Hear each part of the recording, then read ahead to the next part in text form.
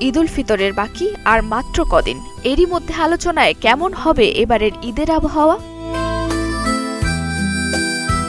আবহাওয়াবিদ মোস্তফা কামাল পলাশ বলেছেন, ঈদ উল ফিতরের দিন বাংলাদেশের উপর দিয়ে শক্তিশালী কালবৈশাখী ঝড়, শিলাবৃষ্টি ও তীব্র বজ্রপাত অতিক্রম করার প্রবল আশঙ্কা রয়েছে। বৃহস্পতিবার দুপুর 1:15 ভেরিফাইড ফেসবুক আইডিতে দেওয়া স্ট্যাটাসে এ দুঃসংবাদ জানান আবহাওয়াবিদ মোস্তফা কামাল পলাশ।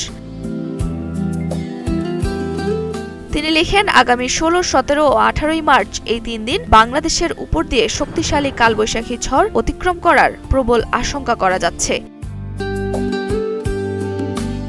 একই সময়ে বাংলাদেশ এবং ভারতের পশ্চিমবঙ্গ, আসাম, মেঘালয় ও ত্রিপুরা রাজ্যের উপর দিয়ে শক্তিশালী কালবৈশাখী ঝড়, শিলাবৃষ্টি এবং তীব্র বজ্রপাত অতিক্রম করার প্রবল সম্ভাবনা রয়েছে।